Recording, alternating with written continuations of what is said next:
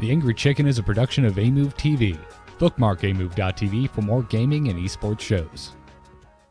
Want to support The Angry Chicken? Go to patreon.com/TAC to become a TAC patron. The Angry Chicken is also sponsored by doghousesystems.com, where you can use the code TAC to get a 120 gigabyte solid-state drive added onto any of their systems.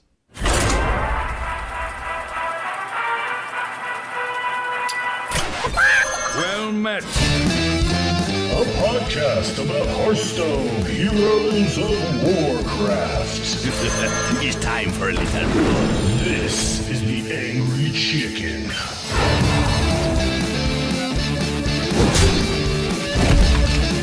I hope you like my invention.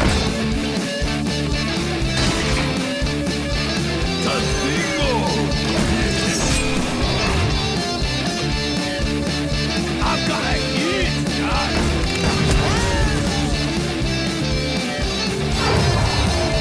Reporting position. Well met. This is The Angry Chicken, the podcast about Hearthstone, Heroes of Warcraft. I am Garrett Weinzierl, and the person trying not to laugh because she just got caught dancing during the intro music is Jocelyn Moffat. Hey, Jocelyn, welcome back. Hey, Garrett, how's it going? It's going delightful because the chat room is enjoying and me switching it to your camera while the intro and music is normally, playing. I always dance, but normally I'm paying attention, and this time I was just rocking right out, so I wasn't even looking. I don't saw even you do know the how head long bob that was up there. and start to close your eyes, and I'm just like, I'm gonna do it. This is the time I'm gonna do it to Jocelyn, and it was worth it, and I regret nothing. I'm glad you're happy. Yeah. So well played me. Dills is out tonight. He is sick, or as Twitter may have found out, maybe hungover. Who knows? That's the conspiracy going on Twitter right now. But in his place, bringing a very epic beard, and as you're soon to find out, an even more epic accent, Mr. Callum Leslie from Daily.eSports. Callum, welcome. Good morning, Garrett and Jocelyn. It's a pleasure to be on the show officially for once, rather than me having to call in and force my way in. So, everyone who listens to the Patreon Hangouts knows I've been a long-time listener and fan of the Angry Chicken. And, oh, my lights just flickered. That's weird. My house is haunted, so get used to that. Oh, well, that's horrifying. But yeah, so it's an absolute pleasure to be here. Well, welcome back, I guess. I mean, there was a stint there for like 3 Patreon Hangouts where you were the first caller. I feel like every time we talk to you for like 45 minutes of the hour, because we're just like, oh, and this thing, and then this thing, and then this. I'm good at that. So good. Well, no, now you've got the whole 90 minutes, Callum, so... Oh, boy. Yeah. And for those of you who don't know, Callum is the one that totally saved the taco tournament. He saved my butt, helped me out like crazy. I was like so screwed, and he swooped in and showed me all the things. So taco running smoothly was Callum. You say saved. I just kind of went, why didn't you talk to me earlier and just use this? Why didn't you use No, why are you doing that? That's a bad idea. I believe it was literally, why aren't you using challenge.net? Yeah, pretty that much. Was it. That was the end of the discussion. Yeah. That was more or less it. I particularly panicked, skeptical, I believe, one Saturday. Maybe missed the voice, which I was pretty upset about. But for you, Jocelyn, I guess I can put up with it. Oh, okay, good. I'm the glad. voice? Yeah. Like that reality show that's here in the States that I ignore? Yeah, we have a UK version with will.i.am on it and Tom Jones. Ah. Tom Jones, really? Yep, it's will.i.am, Tom Jones, the lead singer of the Kaiser Chiefs, if they ever made it over to... Oh, yeah, I know them. I It's believe about 10 years ago. Yeah, I'm pretty sure they had like one single that made it over here when I was in high school. And Rita Ora. There you go. There's the other name. They used to have Kylie Minogue, but she's got Not anymore. too big for it. Oh, well, welcome to the show, dude. It's good to have you here. And so I got really sick over the weekend, guys, like super freaking sick. And last week I made a comment about how for whatever reason, the heroic modes of adventure mode just wasn't for me. I had very little interest in it, didn't feel like doing it. And I made the comment that it seemed like something I would really enjoy doing when I was really sick.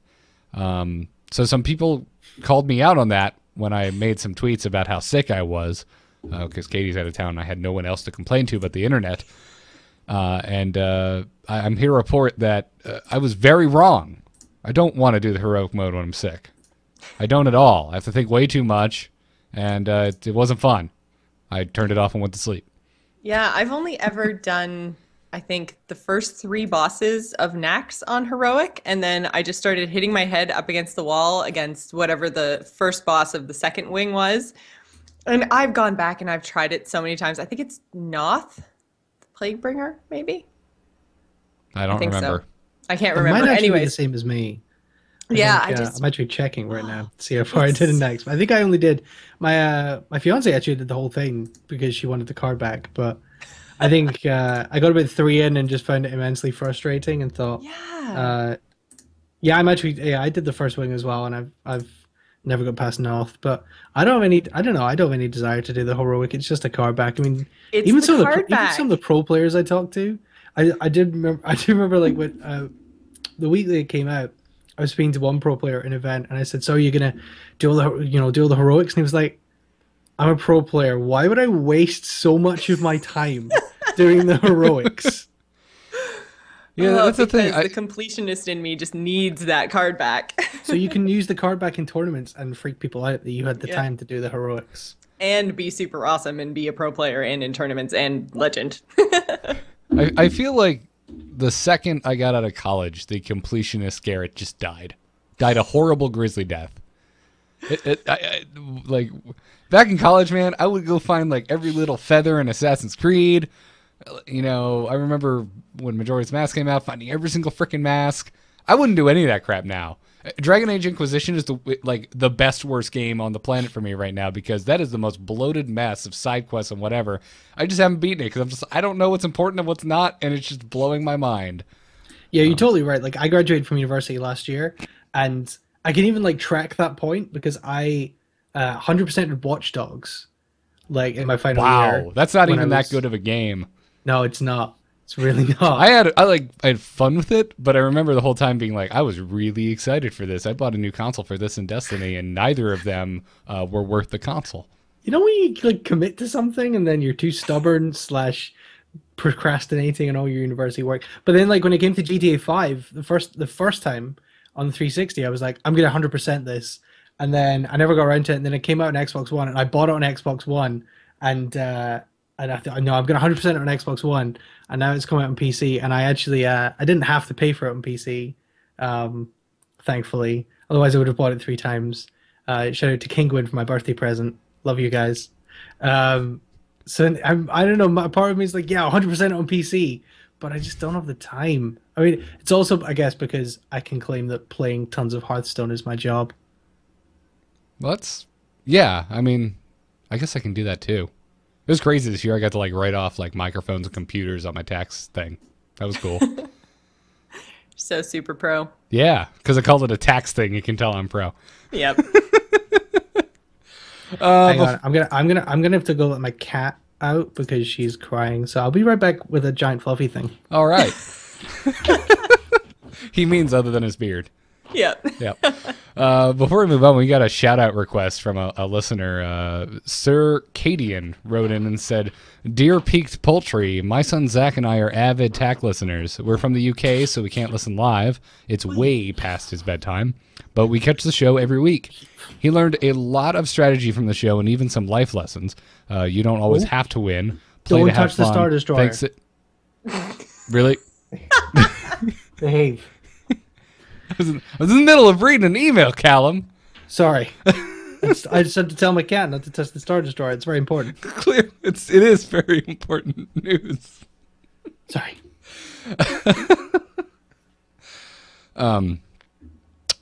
Circadian was making the point that his son's learned a lot of strategy from the show and even some life lessons. Like you don't always have to win. You can play to have fun. Thanks to Dills for that, he said. It's his 10th birthday tomorrow. That was my mantra for like a year. Okay. I'm just reading what he wrote. Just reading what he wrote. And way to take away from birthday wishes, Jocelyn. Sorry, Garrett. You're just I mean, where is the Canadian in you tonight? Seriously. Oh, I don't know. Seriously. Callum's cats attacking Star Destroyers. You're ruining people's birthdays. Oh, I've just been cooped up too long, that's all. Get it? Coop? Get it? Oh, you. Okay, so puns are allowed? Just to check. Absolutely. I wasn't sure. Encouraged, in fact. Okay. Yes.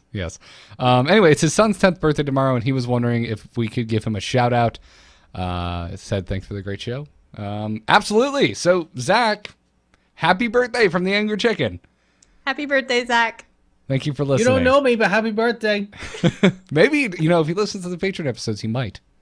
This is true. And if he listens to the Angry Chicken, who knows, he might read daily.esports. Ooh. You should do. Or watched Kinguin over the weekend and saw your happy bearded face being very Sorry, confused it's like by math. cat-related mishap again. Just don't My life is apologize. falling Just apart. go take care of it, and we'll be good. Also, Dills, we may be missing from this episode, but you guys can actually see him in person if you're in North California at KrakenCon this upcoming weekend at the Oakland Convention Center. It's going to be a 2-day event on the 25th and 26th. He'll be speaking at noon on Saturday and on Sunday, and there will also be a fireside gathering in the gaming area, so go check that out. So if you want to go meet Dills, play some Hearthstone, or just enjoy what I'm sure will be a very nerdy convention, go check out KrakenCon and go to krakencon.com for more information.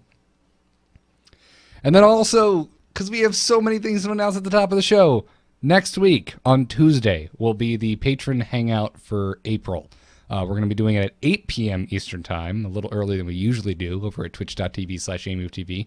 And if you are a patron, head on over to patreon.com/TAC for the details about that. We'll have the Skype account posted there and everything.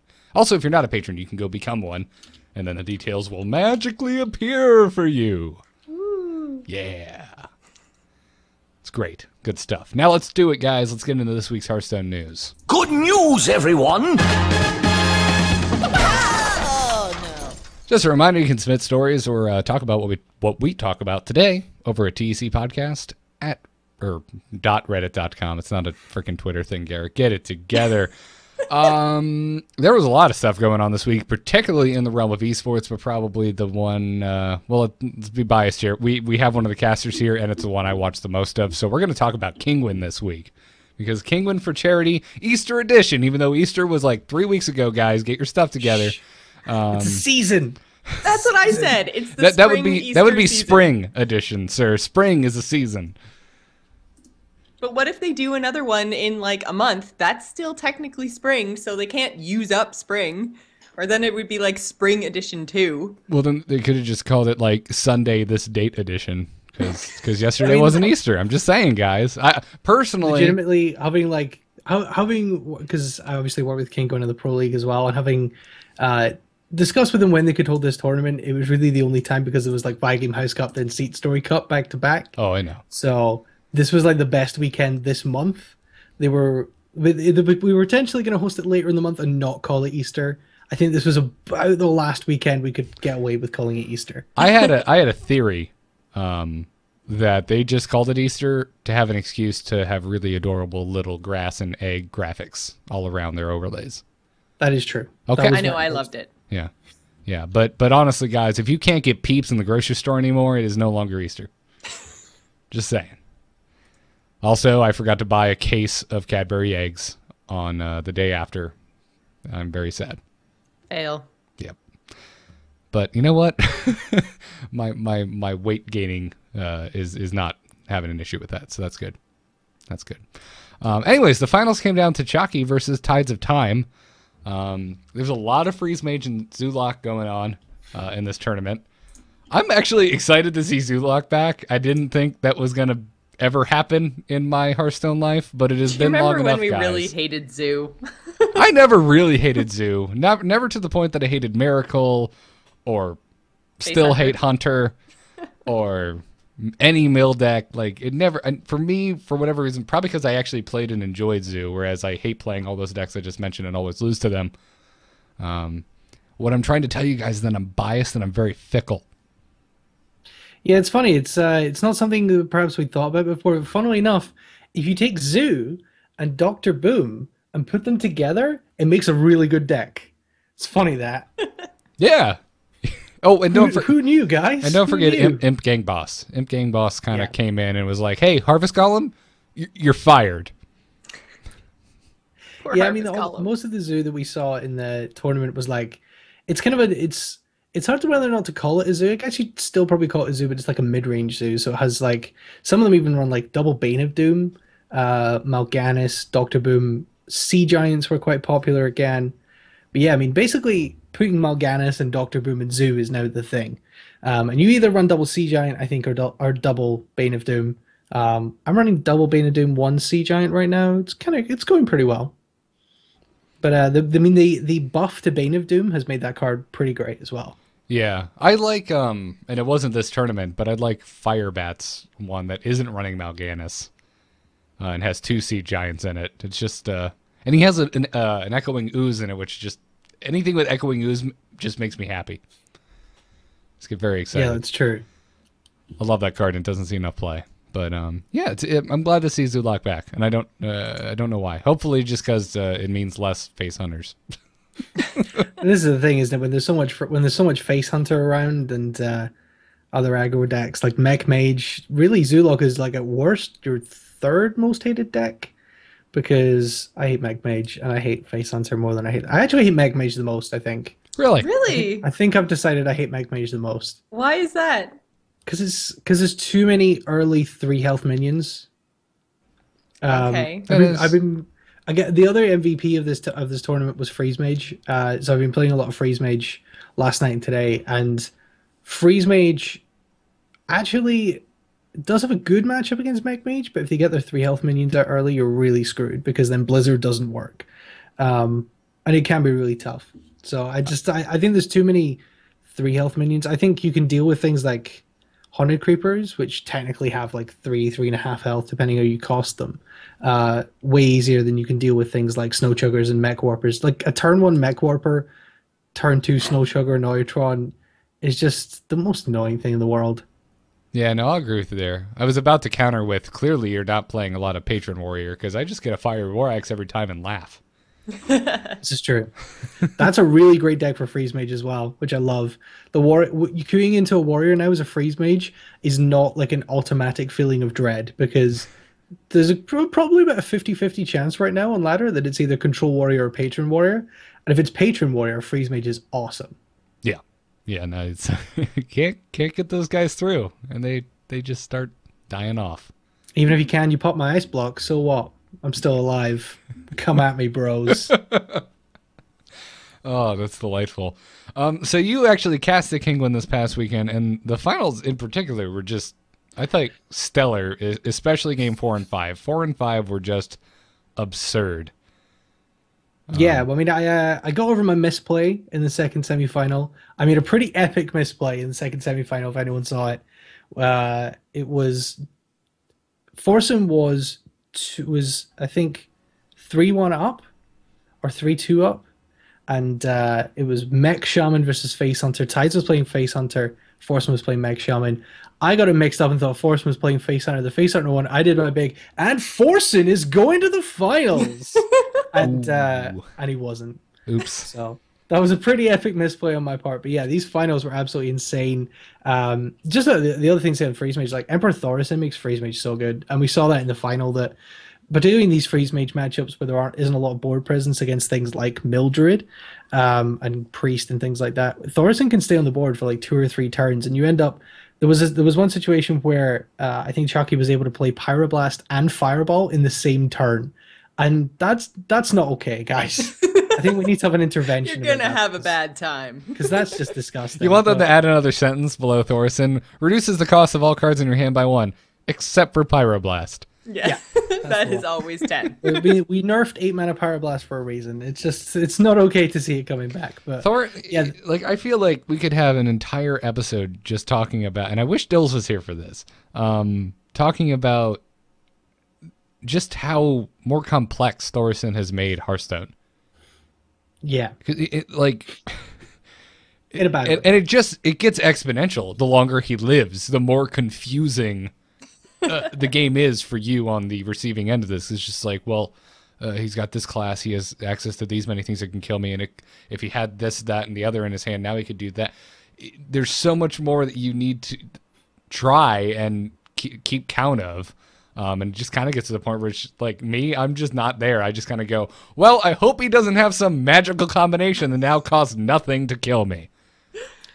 Yeah, I mean, there's very few decks that Thorson isn't super powerful in, but I think Freeze Mage is a really good example. Obviously, a lot of people talked about Druid, but like the ability to do double Fireball, double Frostbolt, double Ice Lance in one turn is just the kind of crazy time damage that means that Freeze Mage doesn't even need to use Alexstrasza a lot of the time if you can get your Thorson out early enough and get it on the right cards. It makes like 6 mana Flame Strikes, 4-5 mana Blizzards.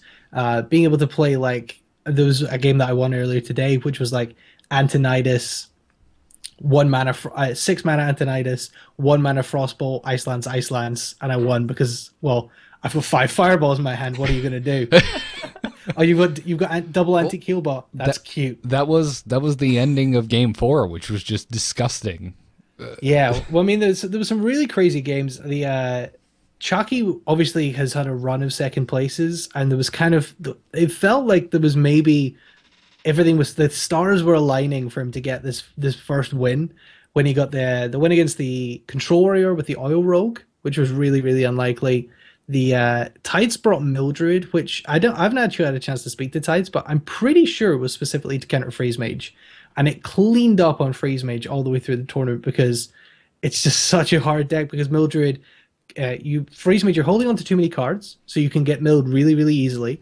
And you need to burst your opponent down, and the Druid just has like double Healing Dutch, double Heal Bot, Ancient of Lore to heal. There's just so much heal in this deck, and some of them even run Tree of Life, which would have been the worst. But Tides didn't actually run Tree of Life. He ran double combo, which really screwed over D2 in the round of 16. The D2 wasn't expecting double combo in Mildred and got screwed over by that. But the Freeze Mage actually managed to beat the Mildred, and that's the point where you think, well, clearly Chucky's got this.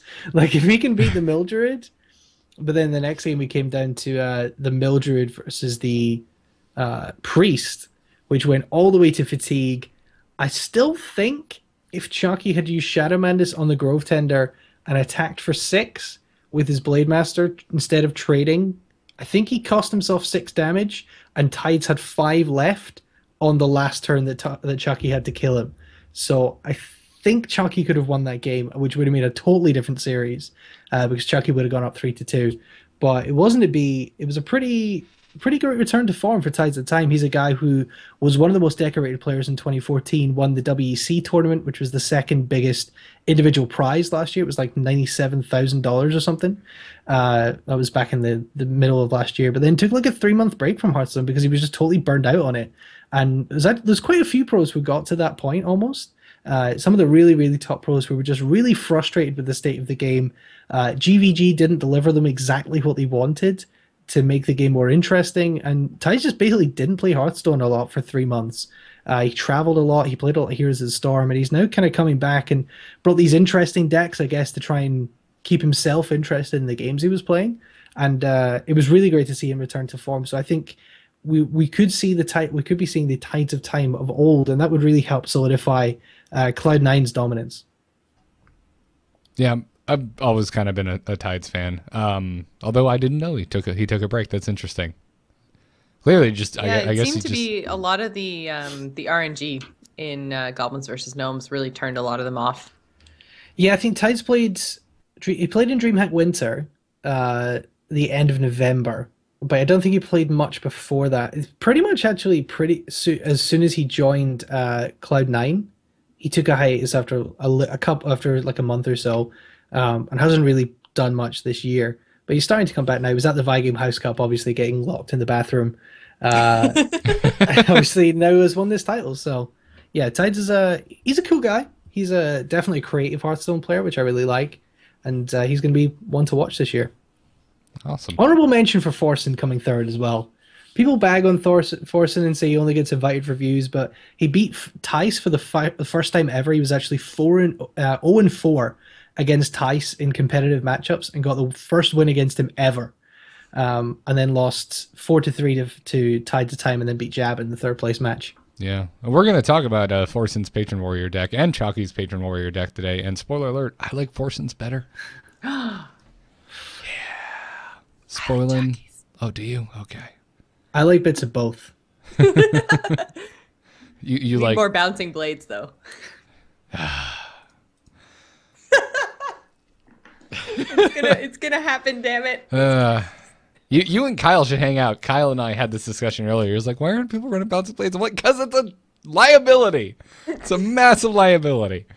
He's like, but it's so cool. I'm like, yes, I agree with you, but I want to win. I think you can win with bouncing blades. You can, just you won't always. You don't always win with anything. Well, yeah, but you can improve your chances over bouncing blade.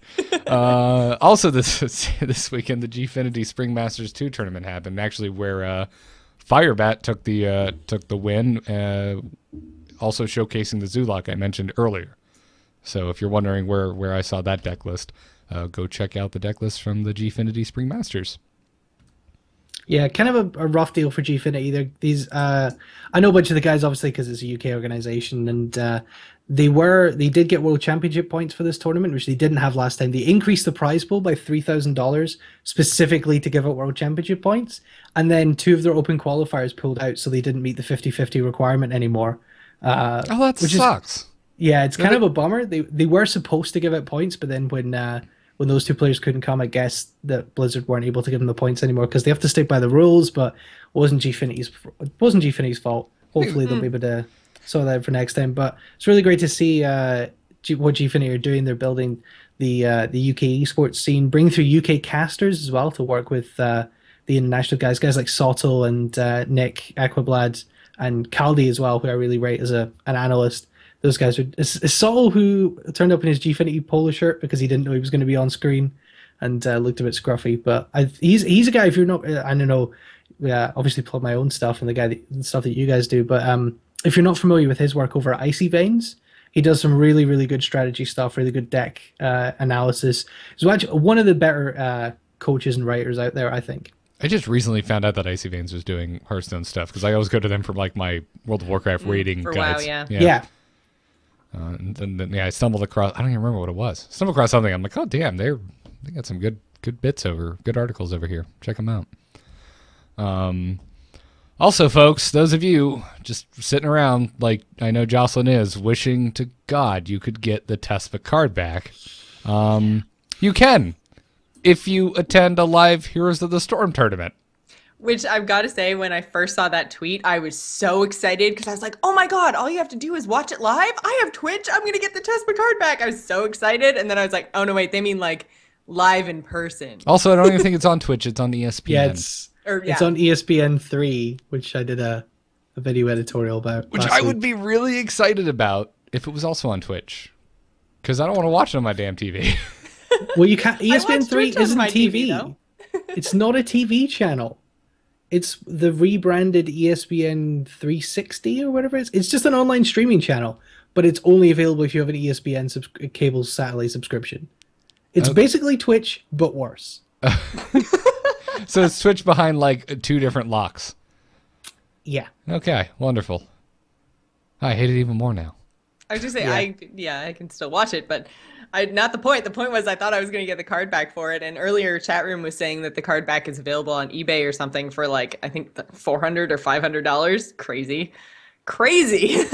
But yeah, I was so excited and now I can't have it. And I don't really know how they're selling them on eBay because it's not a code. You had to like register your email like your Battle.net address. Although I guess you could. I'm assuming they're selling, hey, make a Battle.net give account me and your... selling the account. Yeah. No. I mean, I bet they're selling it. You send them your email and they register that. Could be. Why would you buy an empty Battle.net email? Well, that's what I was thinking. I was like, you'd have to have with... a whole separate. You'd have to start all over again. Or you just go, hey, buddy, who really likes Heroes and I know doesn't play Hearthstone. Could you just register my email for me? Which I'm not saying you should do because it's probably unethical. But I am saying if you're listening and you like me, write tacpodcast@gmail.com because I really want that card back. Thank you. I'm saying if there's a listener of TAC who is going to Heroes of the Dorm, just make sure the Tespa employee is looking the other way when you pull out your list of 20 email addresses that you have to sign up, and use different pens. Yeah, that's an idea. Right one with your right hand, one with your left, right, left. Alternate. Just, I mean, somebody Print in chat cursive, print cursive. Hopefully, fingers crossed, we'll see the market forces, the grubby hand of capitalism. Once the more TESPA cardbacks come into the market, thanks to Heroes of the Dorm, the eBay price will go down to a more reasonable, maybe only $200. That is just silly.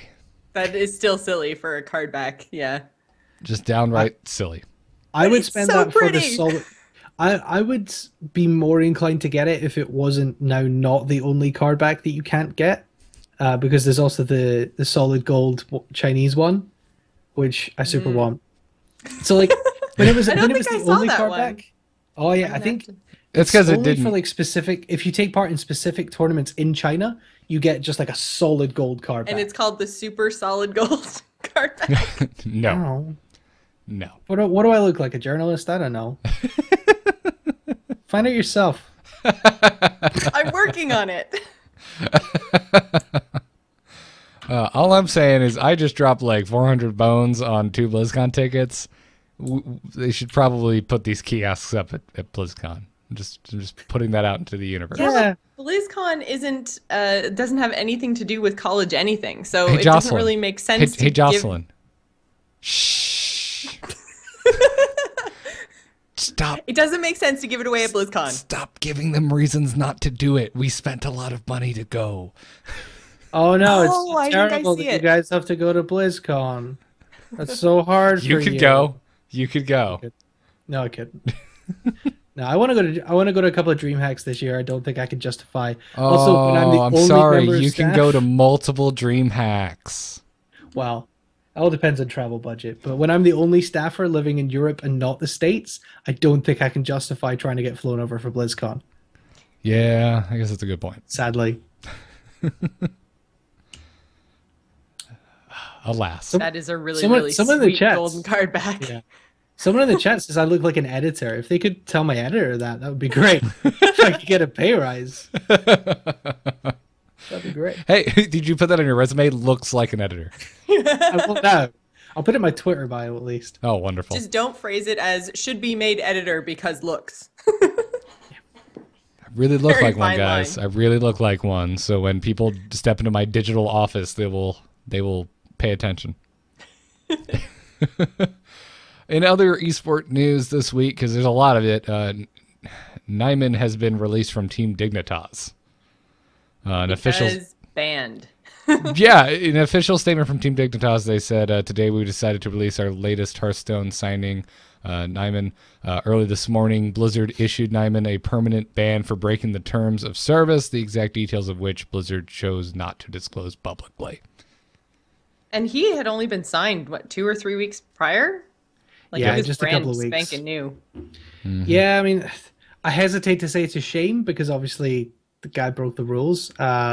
We don't know what he broke the rules. Well, I can't. There are rumors about what he broke the rules. It's the same with Alchemix. That there are rumors and there are people saying that, oh, so and so told me that so and so told them.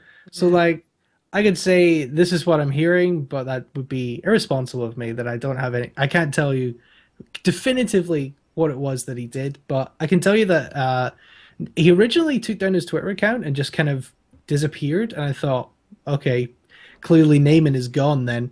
But he reappeared today, and he says that he's created another account. He's already got back to Legend. This is the thing that's kind of different from how these type of things work in like CS:GO or League of Legends, is that they don't ban the player, they ban the account. So any player who's banned is free to make another account, and I think that is a problem that Blizzard are going to have to address, honestly, as they start to get more and more involved in esports. Because, Naiman's a guy who was on course to go to the World Championships. He was top of the European standings for qualification. He has now lost all those points. They don't follow him to his new account, thankfully, which I'm not surprised by, but I did have to check. Because that would be a very Blizzard thing to do. But yeah, so he now has a new account, and he could theoretically use that new account to qualify for the World Championships, and then Blizzard, in their official World Championships, would have a guy that they themselves have branded a cheater. And whether or not he has actually cheated, whether he thinks that he's cheated, whether he would argue that he hasn't, someone who Blizzard have said, this guy's a cheat and we banned him. Well, haven't said because Blizzard don't say these things, and that's another issue.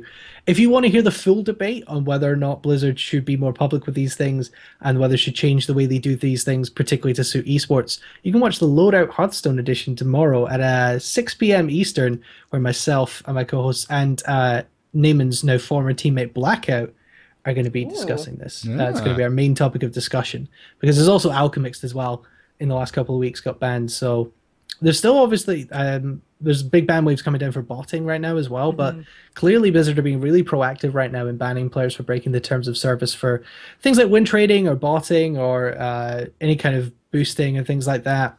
Or any I heard both of those modding things as well. Yeah, I heard both of those, that it was botting and that it was win trading. And I don't know. I mean, we shouldn't jump to conclusions, but I have heard, like, prior to any of these bans, like, just a lot of rumors of, as a result of the way the ladder system works, even like pro players just using a bot just to get up to like rank 5 and then doing their grind because it's just such a grind. It's gross. It's a rat race, especially if you do it early in the season. Getting up to like rank 5 right at the start of the season is a complete rat race, and you can end up getting stepped on if you pick the wrong deck and everyone else is picking something else. Even if you're like the best player in the world, you just get stepped on and end up staying at the bottom of the pile. And it's happened to me a couple of times. Like sometimes I can rank up really easily at the start of the season, and sometimes I just lose and I end up at like rank 20, and I'm like, okay, I'm just gonna leave it for a couple of weeks. Yeah, well, that's what happened to me this season. I went on a really crazy streak right at the very beginning on Easter weekend. I got all the way up to rank 11, and then I've been playing every once in a while since, and I just like lose, and I'm like, okay, I'm stopping. Lose, and I'm stopping. So I'm down to like rank 13 now, and I'm just like, ugh. It's so hard to push yourself to play that often and that much to get all the way up to rank 5 for legend, all that kind of stuff. It just, man, oh man, it's so grindy.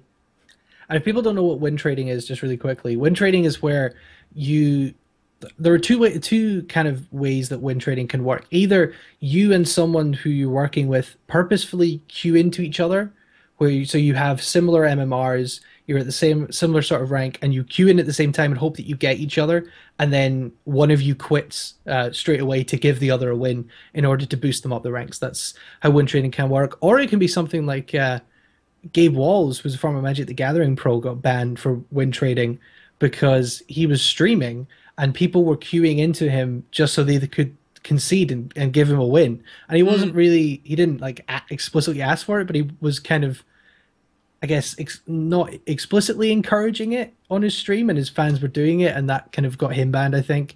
He wasn't explicitly discouraging it either. Yes, yeah. Exactly, yeah. He was kind of letting it happen and enjoying that it was happening. So, yeah, that win trading is definitely, I would say, more explicitly black and white cheating than botting. Do I have a problem with, I don't know. Botting is cheating! I don't have the biggest problem in the world with it, because all it does is exploit what is arguably a flawed ladder system in the way that it works. I think it's still wrong. Still doesn't make it. Yeah, it's still cheating. But I can't blame anyone for doing it. Okay, so there's a little bit of a difference there. You're not necessarily saying that botting isn't cheating. You're saying that you can see why people do it, which is they're two totally different things. Yeah, because exactly. I can, if there were no consequences for it, like, geez. Just to get out through those first like 10 ranks, man, oh man, it would make the whole game so much more enjoyable. And I think we've talked a couple of times about how we would change or improve ladder. And yeah, it doesn't work. When you kick all the legend players down to rank, even 15 at the beginning of the season, like it just makes it so it's no fun for anybody. Like legend players don't like it because they have to grind up like crazy. People who are normally around rank 5 or 10 don't like it because they have to play against all the legend players, so they just don't play for the first couple of weeks. Like it's just not fun for anyone. I mean, I can see why Blizzard don't obviously go public with every ban, because just like they ban so many players probably. And then a guy like Alchemist, though he's not top pro players, so fine. But when someone like Naiman, who's leading your world championship standings, gets caught for whatever it was that he got caught for, and then you ban him, and he, you know, gets all his points taken away, he gets released by his team, effectively in many ways gets his career ruined. I think that's a really good opportunity for Blizzard to try and discourage cheating. It's like, look, this guy was on course to go to the World Championships, and we slapped him down. We took him out. This could happen to you. If you cheat, you will get caught, even if you are the best at it and you manage to exploit it to its fullest potential to get in a position like him. We will catch you.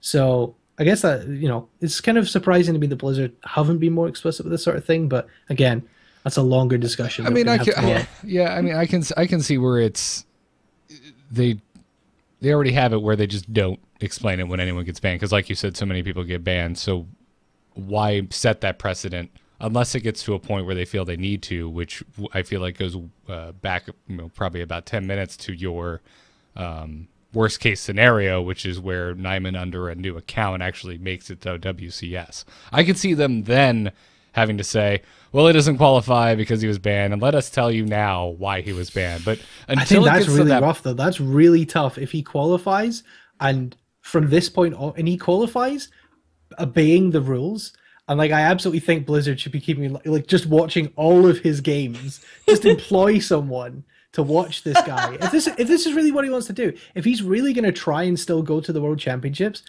employ someone on minimum wage to watch all of his games and check he's not cheating. And if he gets there legit, and you then go, yeah, but we've decided, even though he made it through and got the points and beat everyone, we've decided, like, that's going to affect the legitimacy of the World Championship so much. And that's why you just need to ban people overall. It's bad enough in things like LCS where guys will get banned for stuff they do outside the game, like being toxic and all that rubbish, and like stuff they do on their streams, and then fans will be like, oh well, this LCS is rubbish because the best mid lane player isn't here because he's banned or whatever. You know, until Incarnation's here, then it's not going to be a real tournament, which is all rubbish. But that's the kind of minor stuff that already happens. If you ban someone after they get there, it's just a whole can of worms. Yeah, I don't know. I don't think it's that big of a deal. Like if he makes it again on another account, they just ban him. It wouldn't. Why? I don't know. I'm not mad about it. I'm not sure why everyone else would be. Because you can't have that sort of power and discretion if you're going to have a legitimate, independent, sort of sanctioned world championships. Like you can't just let someone qualify and let someone play. Like you either have to say, you are not eligible to collect world championship points, like from this point. And to be fair, I don't know that Blizzard haven't said that to Naiman. It is entirely possible that they've said, you can do whatever you like, but we're never going to give you world championship points. So your account is no longer eligible for the world championships. Because I'm sure there are things in the terms and conditions that say, we reserve the right to tell you to GTFO for world championships. It's probably worded a little bit better than that. No, it's probably worded exactly like that. It's probably true. But if they let him get all the way and then ban him, that would be a real problem. I would have a problem with that. Even though I have a problem with the fact that the guy ostensibly cheated, and I don't think he should be allowed to go to the World Championships. If he makes it and is then banned, I would have a problem with that. That makes sense. Even if the end result is exactly the same, which is him not playing, it's just timing. You just want them to say no right now instead of later. If he finishes #1 on ladder every month from now till then and goes to other tournaments and wins every tournament he goes in and gets like 1,000 world championship points and is far and away the top qualified player, and you then go, yeah, but we're not going to let him come, you just affect the legitimacy of your entire tournament, because by your criteria, he is the best player over the period. So how can you have a legitimate world championship and say, this guy's the world champion and the best player that we have, if he hasn't had to beat the best qualifier? But if they say he can't get WCS points, what's to stop him from still competing in those tournaments that are open? It's still the same end result and the same journey. Yeah, I mean, this is the other thing, is that it's going to be interesting to see if people like Gfinity, for example, and Dreamhack, who have open qualifier spots for tournaments, will not allow him to come. And that's something we've seen from CSGO, is there's been a bunch of players banned from CSGO for match fixing, like totally, like explicitly match fixing for money to bet on the match and throwing a match in order to get money. Like the most explicit form of cheating that you could basically get in sports. And those players are banned from Valve sanctioned events, but they're not necessarily banned from non-Valve sanctioned events. So it's up to those individual events. Some events have banned them. I was at iSeries in the UK, and one of the players, Steel, was there playing with a pickup team, and that caused a huge amount of controversy. Like, the casters refused to cast his games. They said, like, if you put his games on stage, we're gonna walk off. We're gonna say on the broadcast we think this is a terrible idea. So it does carry that stigma, and perhaps that will follow Naiman. Obviously, he's been released by Dignitas, which is different from what Complexity did with Alchemixed. They've kept him within the organization in some as yet unannounced role. And I know that certainly the story that I've heard of why Alchemix got banned, which is what Complexity seem to believe, sounds really implausible to me. So maybe I feel like they're being taken for a ride a little bit, if I can say that. But I think Dignitas did the right thing in saying, like, this guy got banned for cheating. We don't want a cheater. See you later. All right.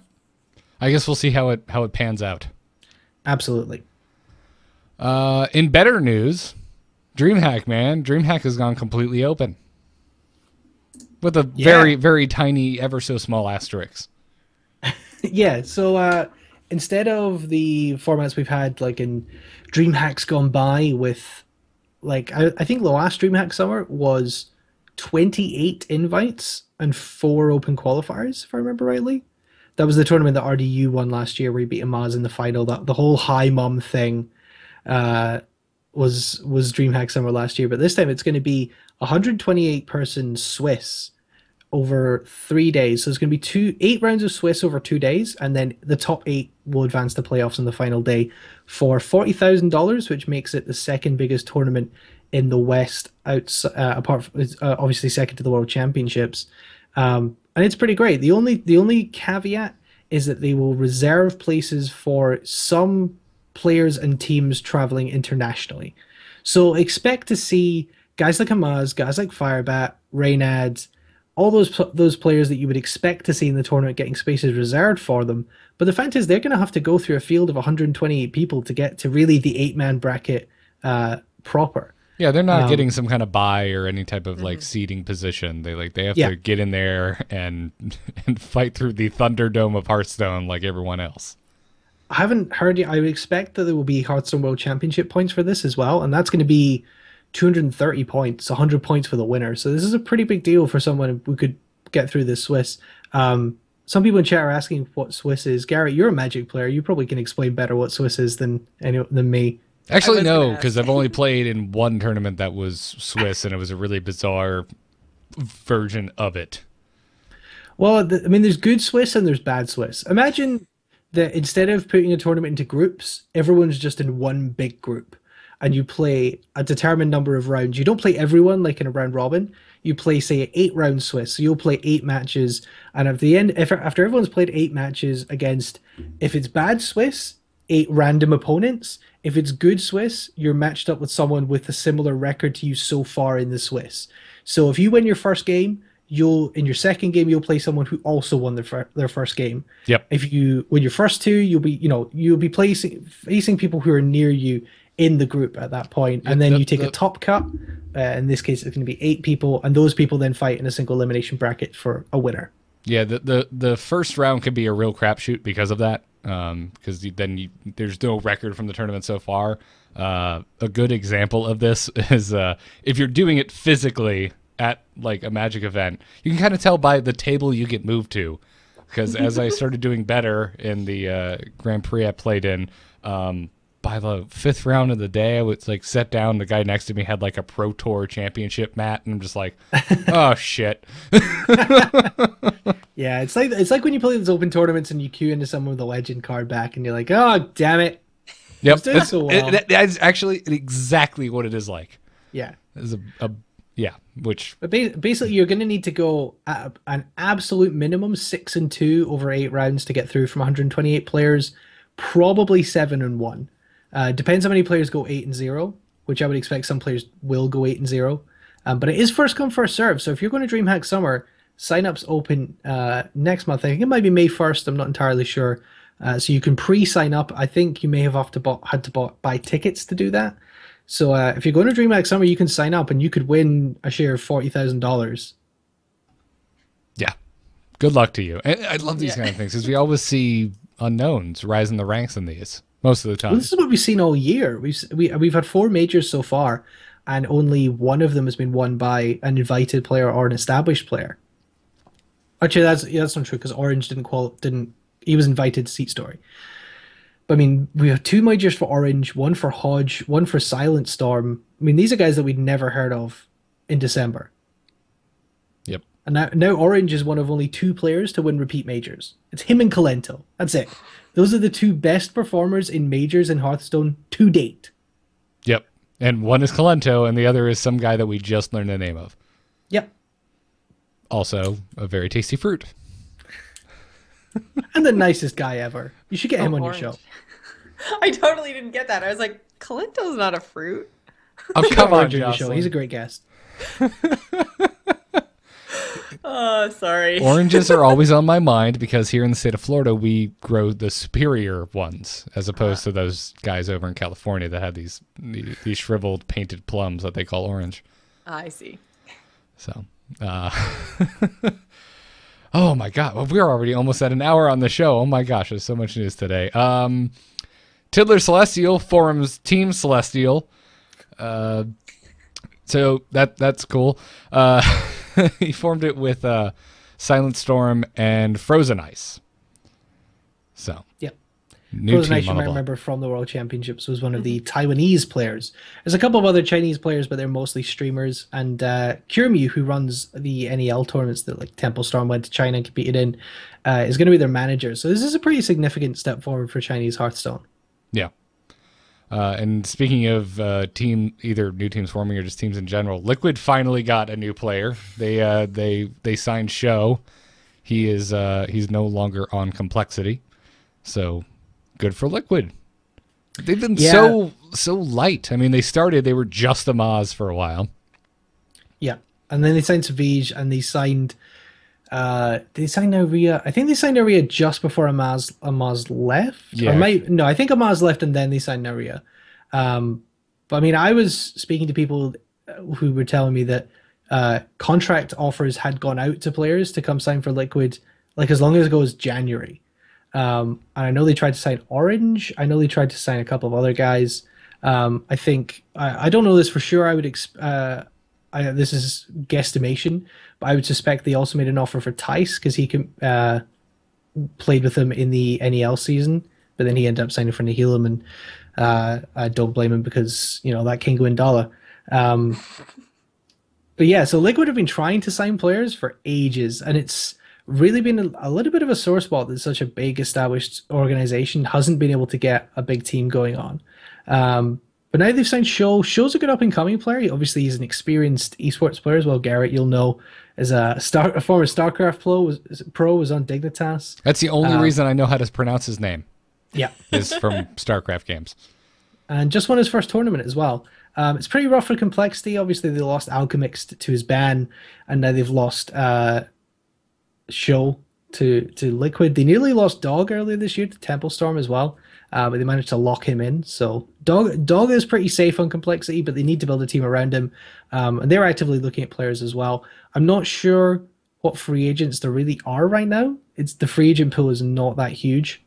We may see players getting picked up from smaller teams or players jumping between organizations, more likely. I know Temple Storm are looking for a player, for at least one player as well. I think Nihilum are still looking for more players. So it's going to be pretty interesting over the next sort of 2 or 3 months to see where players end up. I think we will see more roster moves going forward. I think we should just throw our 3 names into the ring. I mean, we could get it signed on. I mean, I know that 3 of us are not legend, but if we started getting paid daily to play Hearthstone, we could get there. Oh, totally. I haven't taken the plunge yet and signed up for templestorm.com. Of course, then I would become legendary. So that would be fine. But once I do that, I'll become legendary, and then I can sign for a team. Callum, you're already legendary to me. I lost in the first round of the taco. I am not legendary at all. I built the worst mech mage ever. I thought So that's why you hate Mech Mage. Oh, this is true. That may be part of it actually. I put like 4 tech cards in my deck.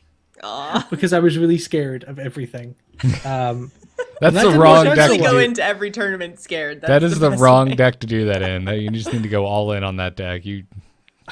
I think I put in Kazan Mystic, MC Tech, and Flame Strike. Which is maybe a little bit too much. overkill. Maybe yeah, like just stick with the Mystic because you know you're gonna hit some hunters. But yeah, the rest of that is a little much. It's diluting that deck. Let's get into this week's strategy discussion. Hit it very hard. Wanna blow something up?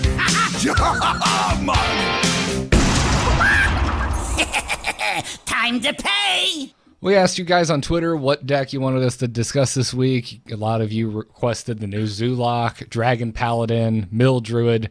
But without a doubt, the resounding deck that everyone wanted to hear us talk about was Patron Warrior, which actually there was quite a bit of in the Kinguin tournament this past weekend. And specifically, Forzen and Chalky brought 2 very different Patron Warriors to the game. So we're going to talk about those. First, I want to show the deck list for and I've got a layer issue. Wonderful. For Forzen's Warrior, thank you, XSplit. Thank you so much. This is definitely the deck list I've been playing the most of. Now, Jocelyn, you said you're actually playing a lot more of Chalky's deck list. Yeah, I really like Chalky's play style whenever I'm trying to pick up a new type of deck. So usually if I see a whole bunch of different versions of a new deck, then I just gravitate to his. So I skipped over Forzen completely and just went, oh, Chalky made a deck, done. And I've got a 75% win rate with it. It's a pretty sweet deck. Nice. I mean, all of the Patron Warrior decks I have played have been just stupid fun. They're really fun decks. They are fun decks. And I went through a phase there for a while where I really liked Control Warrior. So having a new kind of warrior that can flood the board sometimes and has some cool, fun moments, I'm really enjoying it a lot. Patron Warrior is the reason that I'm running Freeze Mage on ladder right now, because the people who are playing Patron Warrior a lot of the time would normally be Control Warrior players. So it actually improves the Freeze Mage matchups dramatically. Queuing into Warrior, you don't get that automatic sinking feeling now as a Freeze Mage, because sometimes I play Patron Warrior and you can it's I don't want to say it's completely as one-sided as the Control Warrior Freeze Mage matchup, but I don't think it's far off. If you get your phrases in the right order, you can absolutely farm Grim Patron Warriors. I have a couple of fundamental problems with the Forsen deck. The number one is the lack of inner rage, not inner fire, as I always call it. I thought you were going to say a lack of bouncing blades, because that's my problem. No. Lack of inner rage, because I think inner rage is such a good card with Grim Patron, because on turn 5, you can drop a Grim Patron, inner rage it. I was going to say inner fire it. Inner rage it. And inner fire it would be like the worst thing ever, by the way. It would just burn a card and it would stay at 3/3. Yeah, Grim Patron with an inner rage on turn 5 is 8/5 worth of stats. Spread across 2 bodies so it can't get BGH'd. It's actually better than a single 8/5. I don't know that I really like the Pilot Shredders. I think there is some other choices that I would make on that. I think there's also a lack of Doctor Boom, because Doctor Boom wins everything. But I do like the Dread Corsair. I think the Dread Corsair fits in this deck really well. And that's something that I would advise people tech into their Patron Warrior deck. That would be the kind of dark horse card you maybe wouldn't think of. That was the thing that came out of nowhere for me, because you haven't seen Pirates in quite a while, other than the one that's played in Oil Rogue. That little 2/1 dude. Yeah. But I mean, like the Corsair, if you end up throwing down a Death Bite, which I think is pretty much my go-to turn 4 play, then you get a free 3/3 taunt. So winning. Yeah, or even your Fiery War Axe in the early game, and then it's 1 mana. Yeah. That's absolutely the card that made me just look. I just glanced at both these deck lists, and I'm like, this one has Dread Corsair. That seems cool. I'm gonna play this. And I have been, and I really like Dread Corsair. The amount of times it has kept my Grim Patrons safe. Like, they're just behind this wall of pirate, and I'm just like, we're just having a drunken party over here. We got the captain protecting all the drunkards in the back. It's great. I also don't like Slam in this deck. I think it takes too much health off your Grim Patrons and has kind of anti-synergy with things like Whirlwind, the Deathspite Whirlwind, the Unstable Ghoul. So I don't like Slam. I like Commanding Shout. I think Commanding Shout's a bit inconsistent.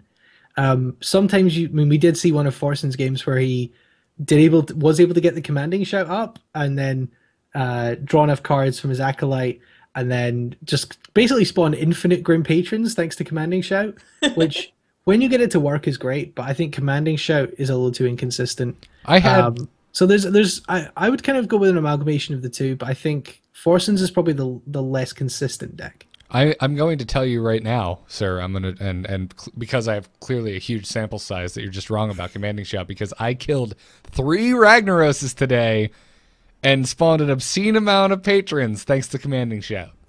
Obscene amount of Patreons. Patrons. You do an obscene amount of Patreons, Garrett. To be honest. I didn't spawn those. That would be really creepy. You kind of do, I guess, in an internet sense. God, you just birthing podcasts all over the place, and we all need to be financially supported somehow. Sir, there are 2 I do regularly right now, and then 2 others that I do whenever there's stuff to talk about. But this is another example of just how good Emperor Thorison is as well. Yes. I had him go off 3 times in one game today, and I was like, I don't even know what to do. I can do anything that I want right now. Anything at all. That's literally the equivalent of the Hearthstone equivalent of walking into Willy Wonka's chocolate factory, isn't it? It's like I don't even know what to play with first. I can kill exactly. You I'm like, so I can't even ways. math right now. Too many options. I can't do all this in my 2-minute turn. God, yeah. No, you're absolutely... Thorison's insane. And have we even taken a moment? I don't think we've taken a moment. It's little... it's on topic, but off topic of the deck list. We just take a moment and just revel in the fact that there is another type of freaking warrior now that is competitive. Yes. That's so many people underestimated this deck. Like when the Grim Patron came out, people were like, okay, Grim Patron Warrior, that's going to be a fun gimmick. But I've spoken to so many pro players who've said, I completely underestimated this deck. It's actually really good. That makes me feel a lot better because I thought it was crap the first time I tried it. But that's because the first one I tried was like super holy crap combo. Like had 2 bouncing blades and all this other just junk. It felt like a Murloc deck. It's like, well, if I draw everything perfectly, there's nothing they can do. But any other order this happens, I'm just dead. But no, it's gotten way better. And until Kinguin, I was still playing the crit version of this. Then honestly, the first half of the deck just played exactly like Control Warrior. It still had Armor Smiths in it.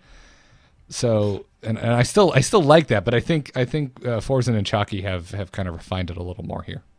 I think one good thing as well about having these kind of very different versions of Patron Warrior, like there were more variations other than these 2. It's just these were the 2 that kind of made themselves known at the weekend.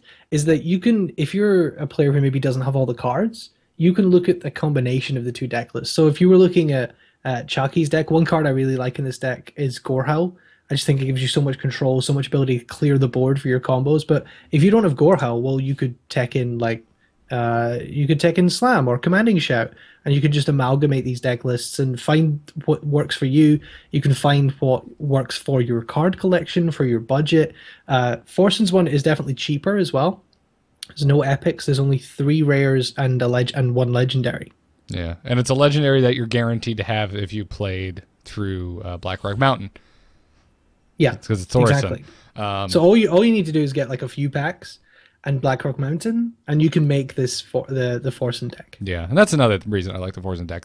And I'm not even on like the Dr. Beam hate train. I don't think it needs to be nerfed or anything. But I'm just sick of having them on my decks. I'm just excited. I'm like, hey, I have a deck that doesn't have Boom in it. That's true. And no, it's not like actual logic and reasons, people. This is just pure gut. Garrett feel. does reasons. Garrett does reasons, yeah. Yeah.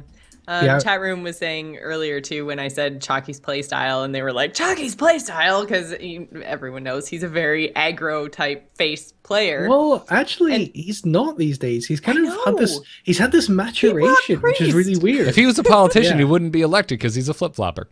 And he's actually a lot calmer now as well. Like, there's really been a big change in Chucky.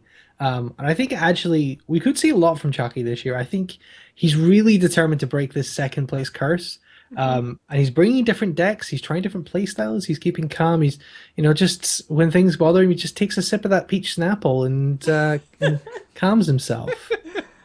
Yeah, but I mean, like, I do find that for whatever reason, I mean, he was a little bit more of an aggressive player. I tended to, when I first started playing, play more aggressive decks versus control decks. And so for whatever reason, I find it very easy to get into his headspace.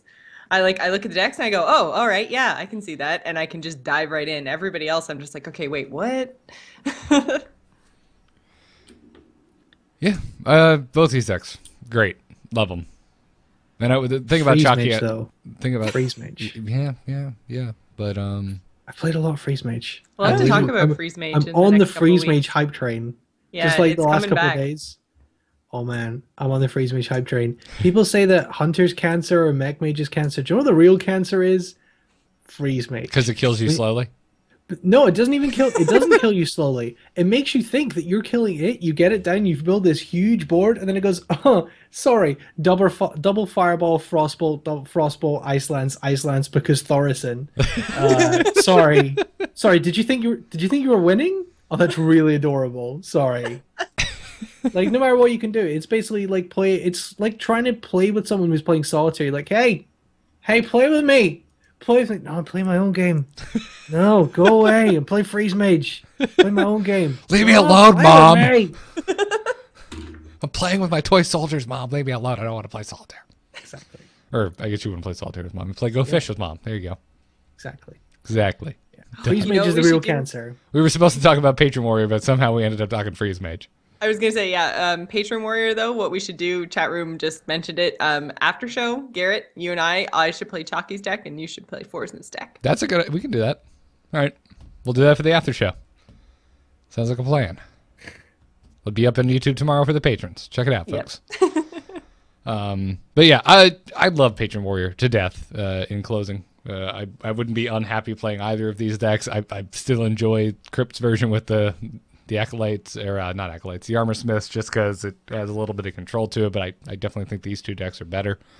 And the amount of Plus patrons equals heart. the amount of just concedes I've seen because my board is patrons. Oh my god, yeah. As underrated soon as you card? start paying them out, people are just like, F that. My done. my board is patrons. Your argument isn't valid. The one that makes me want to auto concede is when they even get like 4 patrons out and they're all damaged and then they battle rage. I'm Yep. like, no, you just drew 6 cards Yep. for 2 mana. That's not fair. I did that twice today That's not allowed. in the same game. I drew 8 cards in one game off of 2 battle rages. It was disgusting. Battle Rage is a really underrated card in this deck. It's such a garbage card normally, but it's really good in this deck. Yeah, it's amazing. I had I think 1 card left in my library when I won the game. It's great. It's great. It's absolutely wonderful. So enjoy that. Let's take a crazy game story. Has the whole world gone crazy? You're in trouble now. You got it!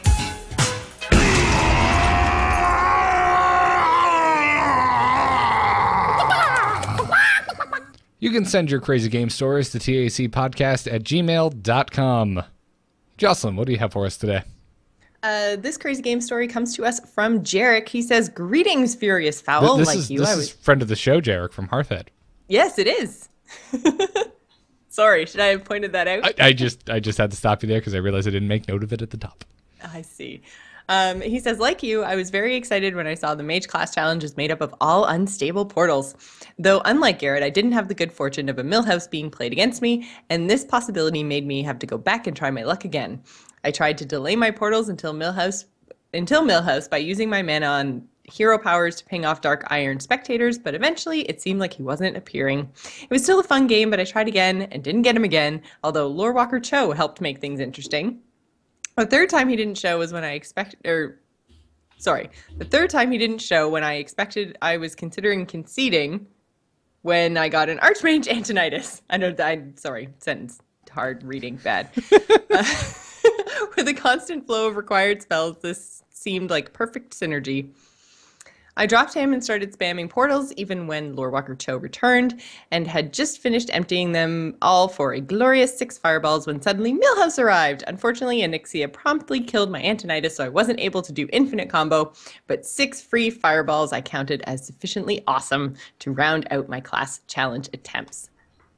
That is delightful. Yes. We're seeing the good thing about one of the pluses of piloted shredders, we are seeing Low Rocker Chill pop up occasionally in competitive play. Mm-hmm. And I think twice in the Kinguin tournament we saw it happen on the opposite side of Freeze Mage players. That's the part where, oh no, that's really bad. I think there was a player who had to fireball a Low Rocker Chill just because he's like, well, I can't give him like Frost Nova and Blizzard and like Frostbolt. Like I can't just give him all my spells. What if you give him an ice block? That would just be irritating. Yeah. Oh man. Oh, that was sorry. You just reminded me of my own crazy game story from earlier today. Oh, that's great. This is still the segment we get the most submissions for. Oh my god! By insane. Massive factor. So just FYI, we probably get like. Especially now that we have Reddit as well, between Twitter and Reddit and emails, like we probably get 6 crazy game stories for every like one kind of conversational question email. Yep. So just so you guys know, much higher chance of writing like a normal anecdotal email than doing a crazy game story. Because we only do one crazy game story a week because it would get long in the tooth if we just sat here and here's another story and here's another story. Because everyone has crazy game stories from all the time, like. Today, I was playing Freeze Mage. A priest played Thoughtsteal turn 3 and played a secret turn 4 that he thought stole from me. And I thought, okay, we'll just ignore that for now. Gets to the killing blow, and it's at the point, well, if that's an ice block, I'm dead. If it's an ice barrier, I'm winning. And it was an ice barrier. And just that tension all the way through of that secret being like, I'm playing my Freeze Mage game, but I'm just having to look up at that like ominous secret there. I don't know what it is. And I couldn't proc it because I didn't have any minions on board. Everyone has crazy game stories every day. Yep. I think if you play enough Hearthstone. Yeah. Or you get paid to do it for a living. Awesome. Well, let's round the show out with some emails. Hello. Hello, it's me. Hello. Just quickly, do you get my message? Yep. Oh. Hello, brother. That sound clip was from not the Edgar Wright movie I watched this weekend while sick in bed. I finally watched Hot Fuzz for the first time all the way through. And was it just as good I as you have imagined? missed out horribly. I've always seen it here bits and pieces, like, and I remember it, and it felt like I had a vague idea of what order all these parts went in. But oh my god, that is such a good movie. I don't know why I waited so long. I've seen every other Edgar Wright movie. My mother lectures at teacher training college in religious and moral education, and she uses that film to teach about different moral philosophies, the whole for the greater good thing. So uses that to explain philosophy. So that's a great film. The Summerfield fight is like the greatest scene in cinema history. He's in the freezer. Did you tell him to cool off? No? Oh, you should have said something cool. Should have told him to cool off. Earlier, I hit him with a pot and I told him playtime was over. Oh, that's great. That's really good. Yeah, that's really good. Oh, it's so good. It's such a great movie. There's so many great British actors in that film. Oh yeah, and all of the Edgar Wright movies, with the exception of Scott Pilgrim, because it's not a British movie. It is a Canadian movie, however. So Jocelyn, little Canadian love there from Edgar Wright. Oh, I love it. I love that. Sorry, wait, what film? Scott Pilgrim. Oh, Scott Pilgrim. Heart. Yeah, no, that's one of my like all-time favorite movies. I don't know what's wrong with you, Callum. I'm sorry. I just said it to piss off Jocelyn. We disagree on Scott Pilgrim. We disagree on banning Naiman. So I think we agree on banning Naiman. I think it's the order in which it happens. Anyways, you can send your emails to tacpodcast@gmail.com. Our first email today comes to us from Priapus, who writes, I had a warrior make a pretty sick play against me with his Grim Patron. He played Commanding Shout, minions can't go below 1. Bouncing Blade, because the opponent was apparently Jocelyn, made a bunch of Grim Patrons. Not sure how that combo is not an infinite loop, though. Then played a Warsong Commander to give his board full of patrons charge. I thought you might appreciate the word combo. Think any of these lesser played cards will make it back into the meta or just stay in the lower rank fun decks? Well, if our discussion and strategy today was any indication, no, they're very much competitive with the exception of Bouncing Blade. Also, am I incorrect, guys? But Warsong Commander would have had to have been played first, right? Yes, you're right. So that's how it wasn't an infinite, or no. Well, because you could still do that and then Commanding Shout. But Yeah, you can play Commanding Shout before you play your Grim Patron, but you can play... Well, he had the Grim Patron out and then played Warsong Commander afterwards. yeah, but the way he wrote it, he made it sound like he did Bouncing Blade. Yeah, he made it sound like Warsong Commander was the last card played, but it would have had to have been out before all Bouncing the Blade. patrons spawned, because it's whenever you summon a minion. So if Warsong Commander went down after all the patrons, then that would not work. Right, absolutely. Plus, the board would have been filled with patrons because none of them could die. So you would have had 7, and you wouldn't have been able to play the commander. And yeah, and it would have been fine because your Warsong Commander couldn't die, so... Yep. Yay, Exactly, Commanding yeah. Shout. Everything lived. It didn't give itself charge, though, but still. Lots of patrons to attack face. Yeah. No, these absolutely a very competitive deck at the moment. You're going to see a lot of Patron Warriors for a while, I think. Unless, after the next 2 wings comes out, Dragon Paladin is just so good, it just consumes all Patron Warriors, which I'm kind of hoping it does. Really, really waiting for Dragon Paladin to be a thing. Though, I'm waiting for all the dragons. Hey, Dragon Paladin is kind of a thing already. Yeah, it's too soon. Even if you run better. double Dragon Consort, double Azure Drake, Ysera, and maybe Onyxia, it still works. And it still can wreck. I know. I'm just like, I don't even want to bother, because I know in 2 weeks, I'll have a lot gonna more be so tools much at my better. disposal. Yes. Yeah, it's like, I'm really enjoying Patron Warrior, right? Why bother getting accustomed to Dragon Paladin when I know I'm going to have a lot more options in 2 weeks? So, there is that. Then there you go, Jocelyn. Bouncing Blade for you. You happy? Yay! I really, really want that card to work so much. You just don't need it. Like when you've I know you got don't Whirlwind, when you've need- got Death Spite, you've got Inner Rage, you've got Inner Fire as well if you want. it's No, really, it's so- a different class. So It's fun. fun and it's a cool animation, but it's just not necessary. Everyone, And I it want could you... kill something on the opposite side of the board, although then you wouldn't be guaranteed to flood the board with patrons. But still, Listeners, I want you all, please, after this show, to tweet at Callum your screenshots of you inner firing a patron in your priest deck and showing it to Callum in your timeline. Just flood his Twitter feeds with those, please. Please. Well, what you do is you double Power World Shield, and then you Inner Fire. No, Divine Spirit. No, you just inner fire so that you just get a 3/3 that does nothing. Trying to make my patron priest work. You're all you're doing is explaining the combo priest from like beta. Yeah. Jocelyn, who's the next email from? this email comes to us from Chris, and it was a really, really long one. I only put about a third of the email in the show, so It's already long. Chris, you I write know. too long. Come see me. It was Come really see me. I do classes on how to write more concisely. All my news pieces are 250 words or less. I will charge you a very reasonable rate. Callum with plug number 2 on today's Yeah. episode of The Angry Chicken. I'd also a fake plug. So Chris says, greeting contentious cockadoodle doodlers. Haven't heard Last that one week, episode before. 70 What? Haven't heard that one before. Hats Yeah, I off know, to you, right? Chris. Last week, episode What? That takes some 76. doing when you've not heard before.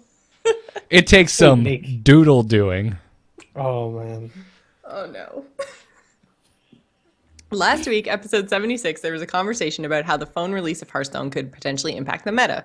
Conversation reminded me of a debate that some friends of mine and I had back when Hearthstone was still in beta. It's speculation that a phone version was rampant instead of the current model of playing the game, which can be described as live, real-time, blah, blah, blah. You can imagine a much longer turn-based asynchronous model in which both players would not have to be online at the same time. Games might take days or weeks instead of minutes. Significantly more time would be spent considering each turn, and so a much more complex meta could potentially arise. The Hearthstone game engine would, at a high level, of course, be completely compatible with correspondence play, especially since there are no instant effects or any other way the player could impact the game state when it wasn't their turn. Thanks for making my commute to work more bearable. Garrett, please make more Magic references. Dills, please make more Star Wars references. And Jocelyn, please keep being the awesome, polite Canadian that always keeps those other two Annoyotrons in line. So what he wants is email chess, but for Hearthstone. Pretty much, and he did go into detail about chess and about all the other kind of social games you have, like Words with Friends and Hero Academy, stuff like that, where you have a turn, you play some stuff, and then you wait for your friend to respond. I thought it would be... it could maybe be a different game mode, but there's no way you could do anything like ladder or arena or anything like that. Like, it would have to be a total separate part of the game. Callum, what? I feel like everyone's laughing at me right now. I don't know. I feel like if you can't carve out 10 to 15 minutes of your day to play a Hearthstone game, you don't deserve to play Hearthstone. Oh. I thought you were just going to say you should just play Face Hunter and then everyone will hate you, but your games will be fast. That's true. I mean, this is the problem, is like how many times did anyone here play like email chess or those like online games of chess where you would email moves back and forth? When I was like 7, I used to play it with my mom when she was at work and stuff. Like when I go home from school, like we'd do like a couple of turns. I used to play it with like in like 1999, 2000. I used to play like online email chess, and you never finished a game. No, I refuse to believe that anyone has ever finished a game of email chess. And yes, chess can last a lot longer than Hearthstone, but how many times, how frustrating, if it was any kind of like ranked ladder system, you would get so many free wins because you would just have, it would be a war of attrition because it would be who can actually be bothered. And it's the same with all these turn-based games, is so few of them get finished because people just like lose interest. So focus for 15 minutes, play a game on your phone, and then go about your business. Don't do one turn at a time because you'll just forget or you'll lose interest. You'll be like, yeah, I was never going to win that game. I'm just going to make this guy wait to get a free win. One thing chat room is actually pointing out right now, we forgot to mention in the news segment that Hearthstone came out on the phones. Oh, yeah, that happened. Oh, you know why? Because it, as always, it happened the day after the show went up last week. Right. So yeah, Hearthstone is now available on iOS and Android, not Windows Phone. We are bad at our job. Yeah, Can we terrible. talk about how they were just like, oh yeah, you know that phone release we were gonna do? Done. Here it is. That's true. There wasn't a whole lot of like fanfare around it. It was just kind of like, oh yeah, you guys wanted this thing. Here you go. It's slightly worse, but it's kind of the same vein as like the Heroes of the Storm release, which they did today, which they were just like, it's coming out June 2nd. It wasn't as if we had like this big event this past weekend called Heroes of the Dorm where we could have announced it. No, it's just here's a YouTube video. It's coming June 2nd. Cool. We cool? We all good, guys? Cool. I at this point I just feel like a battered pet with Blizzard. Like I don't know when anything's gonna happen anymore. There's never enough lead time to get excited about it. So I'm just constantly sitting here in a constant state of excitement, and then it just kind of happens, and I don't even realize it, and then I'm just too busy being excited about the next damn thing to even give it a time of day. Yeah, this is how I found out about the phone version of Hearthstone. I was at Penn State last week doing my thing when it happened. So I'm done with my talk. Iskande in the chat room shows up to said talk. We go get dinner afterwards. We're sitting there enjoying a nice dinner and some whiskey, and like in course of conversation, he says something, something along the lines of, "Yeah, now that it's on phone, it's gonna be even less time." And in my head, I was like, "Oh, he probably just meant to say now that it's coming to phone soon." Like I didn't even like think about it.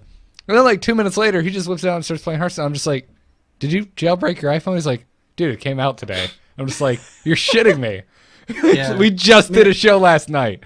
I've been asked for my opinion on phone Hearthstone so many times that I can pretty succinctly say why it's awesome now. The thing that is awesome is that a game on your PC has the exact same functionality and the exact same gameplay as a game on your phone, and that is mind-blowing and awesome. Yep. It's you can even spectate on your phone. You can spectate people who are playing on PCs from your phone. So Yep. great. And it doesn't matter if they're on PC or Mac or on their iPad or on their Android tablet or on a laptop everything. or on their phone. It's just cross all the things. All the things across, people. It's amazing. The only thing I will say about the phone interface is that when you bring up your hand, sometimes when you're playing Druid and you have Innervate in your hand and the little end turn button doesn't glow, but you still have 2 mana and you totally forget to do your hero power because your hand covers up your hero power. And I've done that like 3 times. I obsessively put my hand, like bring it up and put it away constantly. Just like see all the stuff I can do. And I have noticed I forget about my hero power all the time. Yeah, and I haven't played it in the last couple days on my phone, but I have noticed a bug where it won't let me attack with my hero. Oh, interesting. Lost me a game last week that way, and it just drove me bananas. Weird. One thing I found is that on 3G it won't let you queue animations. That was my experience. So you had to do one at a time and wait for it to queue, and then to be done, and then you had to queue another one. That sucks. Which I guess is okay for the phone connection, but it That's lets you how queue I on play Wi-Fi. anyway. I haven't played Freeze Mage on my phone yet. I think I'll have to give that a try. I no and longer see how it goes. understand the way your brain works, Jocelyn. I give up. Why? Because I don't like queue up. I always like do something and let the animation finish. And You then I never do have a something turn else. where there's just too much crap to do to wait that amount of time?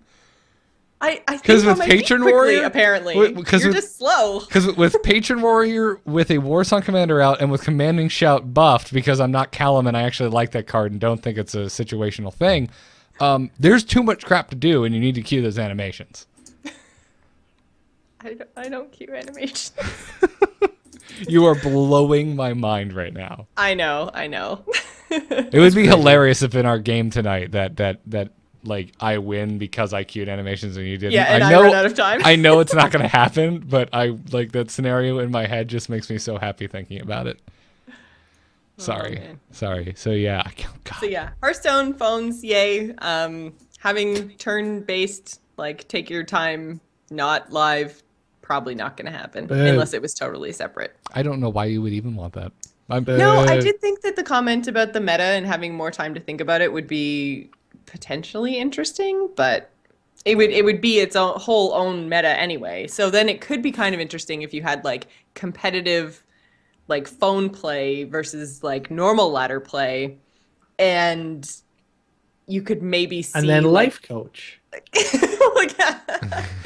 You could Rope just maybe exists for see, a like, reason, what the jerks. differences would be between the 2 ladders and the 2 different, because you'd have more time to think on the phone ladder. That's the only thing I thought could be a little The bit differences interesting. with the ladder is that no one would hit legend on the turn-based one. No one You would ever finish games. Ever finish games. I don't know. I finished a lot of Hero Academy games back in the day. We Maybe don't I'm have time just to too... queue animations. We got time to play Hero Academy. All right, Jocelyn. Well, I did before Hearthstone. Everyone, this is now the Jocelyn Show. I quit. All right then. Our next email comes to us from Tom Fury. I'll just sidle up into Garrett's window here and take over the show. Your mouse is very audible, by the way, Callum. Yeah, it is. I'm just being super conspicuous about moving up into your spot. All right, our final. Do you want to take the last email, Garrett? I will Since this take is it. my show And now? in your defense, I am aware you were stretching on that you don't actually, because we were just done singing the praises of how awesome it is that Hearthstone is the same no matter where you play it. Yes. Yes. So before everyone like piles on like, God, I don't want to read one email this week, guys. It says, God, Jocelyn, why were you siding with that guy? That was a crazy idea. She was stretching. She's trying to be kind I was just, and nice. making conversation. She's doing exploring all avenues. what Callum and I could not do, which was entertain this idea for more than 5 seconds. Exactly. Just for the record, I actually hate Jocelyn. Really, really hate her with a burning passion and want to make her life hell at any point. So, feel free to send me your hate mail on that. And Thank I will you. bask in your delicious Thank tears. you. I'm sick of getting those emails. It's so nice that someone finally just came out and said it. It's fine. I'll take them for the team. I'll There you just go. send them over to me. Stop sending those emails to Garrett. I genuinely hate Jocelyn. I hope she ends up in a perpetual hell of matches against Face Hunter. I hope she's forced to queue into Face Hunter every minute of every day for the rest of her life, both literally and figuratively in her life outside of Hearthstone. Where did this come from? from? I thought we A dude dressed up like Rexar is going to show up on your public transportation of choice, Jocelyn, and shoot Nerf darts at you and just be like, face on her. That's what's going to happen. dislike. Our final email today comes to us from Calmed Fury, which I think we should calm our fury, honestly, right now. And he says, hello again, Furious Chickens. I started a new 3-month workout program this week, but was struggling to find a way to motivate myself. Then I thought of a solution. If I complete the program without missing a day, I'll buy myself the $70 card package. For each day I miss for being lazy, I have to go down a tier. Have you ever used video games as motivation to complete a workout program? No, because I am horrendously lazy and I hate working out. See, but this is the thing. Actually, my co-host on the other show that I do on Friday nights, Gamers In, he actually put a treadmill in front of his PlayStation and just played video games while he was on the treadmill. And he lost a ton of weight because he just got married last September. So he was losing weight for the wedding. He must be really talented. Because, no, hear me out. Do you guys lean at all when you're playing like a car game or a flying game? At all? Even no. a little bit? No, because I'm not 7 years Oh, old. okay. I was going to say, are you talking about You know taking what, the Callum? controller and doing this? You know, Callum, it was funny before when you weren't making fun of me and instead making fun of Jocelyn, but now you can just go to hell. You can just go straight to hell, Callum.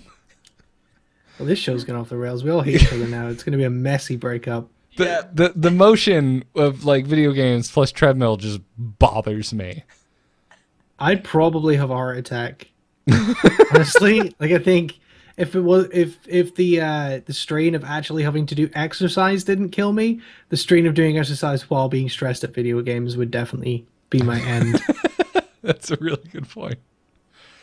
That's See, really... and I've started, because I have an elliptical, so I've actually started holding my iPad and playing Hearthstone while I run on my elliptical. So it can be done. But you need to work the arms as well, otherwise you're not getting the full benefit. Well, I feel like Hearthstone's I'll just fine. do it longer, I just because I'm don't playing think Hearthstone and I don't even clue into the fact that I'm working out. But then you only work your legs, and you're not, do you just every day is leg day with you, Jocelyn? Yes. God, that's not the You good only way to work. see Like, Jocelyn from the top half up, but her lower half, her legs are just these massive. It looks like Chris Hemsworth's arms. They just took them off and stuck them on her legs. They're I don't know why this has been like Wreck Jocelyn Day, but I don't think I'm coming next week. It's because you missed Cool. last week. This is what happened. Next week, we're I going to give go- Dills... I go there next week? Yeah. Yeah, we'll pop There you you up go, that then, corner, yeah. and then Dills will be down where you are, and we'll just be ripping on Dills all next week because he missed this week. No, you can. Dills gets promoted up to the top row. I'll work my way down from the bottom row here. Once Jocelyn's gone, and then I'll get rid of Dills somehow. I'll just get him drunk every week and leave him in a ditch somewhere, and then I'll move up here. And then in 3 weeks, I'll be gone for some reason, and everyone will be ripping on me. That's how this cycle will work. The Angry Callum. Yeah. That's what it'll be called. It'll be like just be the whole Muslims thing. You know what grinds my gears? That was ooh, wrong show, sir. That was Family Guy. That was Family Guy. Sorry, That was Family a Guy. Yes, That was a Peter Griffin thing. It's very late. Yeah, so sorry to answer your question, Column Fury. No, I haven't. I will say that It's a great idea. that an oncoming wedding though is wonderful motivation. Yeah, whatever motivates you to get working out, I think is a fantastic idea. So Why do we have to do that? I'm getting married soon. Why do I have to lose weight, Garrett? Because I am a very shallow person, and I want to look at photos of myself and be And you like, want me to look pretty on my wedding day? yeah, I want you to look pretty on your wedding day, Callum. I'm gonna be wearing kilt. Kilts look better on fat people. That's a fact. That is a fact. That is a fact, by the way. That's why the Scottish invented kilts, because we're all overweight. I guess Kilts look better on fat what would people. be my what would be my hair, like the garb of my heritage? I guess like because Probably your silly skunk hair that you got going my on silly right now. skunk hair. Yeah, there you go. Skunk is down the middle, sir. Skunk is down the middle. Just firing all the shots. you guys are ridiculous. I'm not sure what traditional garb for Germans are. I don't know. I think you do know, but you don't want to say it on your podcast. Oh, come on. Is that where you have to go you have to go with Nazis? Of course. You have to. Yeah. Well, you know, if you will make yourself blonde, Garrett. Are you gonna paint half your one's face awesome. blue and start killing people with a sword? I didn't go there for the Scottish. Come on, man. That's only for Australians. Oh, this show has taken such a turn. That'll do it for this week's episode of The Angry Chicken. As always, we want to thank our awesome, epic patrons for supporting the show over at patreon.com/TAC. Thank you all so much. Welcome. Oh, yeah. One of them is on the show. Callum, you darling. I should be nicer to you because you're technically one of our bosses. Exactly. Yeah. Oof. I said some things today I probably shouldn't have said. Luckily, you're like a cancellation email coming. Luckily, you're like 1/400, like out of a boss, like, so you can't just straight up fire me, which is nice. I wish my day Oh, job. wait. The patrons can take a vote? I think the patrons should take a vote. I mean, we never said it, but I have a feeling, Jocelyn, that if our entire patron base all wrote in and be like, you should really, really do this, we would probably take note. I mean, it only makes sense. Careful what you say. Well, Interesting. Within reason. Someone's going to start a thread on the Patreon now. Yeah, like everyone do a naked episode. Yeah. Within reason, guys. Naked Hearthstone Clearly. news. You totally could. I mean, you only see shoulders up anyway. Well, the amount of episodes I've done in boxers and pajama pants. Jocelyn, you seem far too eager to try that idea. I'm not going to lie. Just saying. Wow, see, the Not Patreons bad. in chat Sounds. are already saying they're going to vote for more Callum. This is what we want.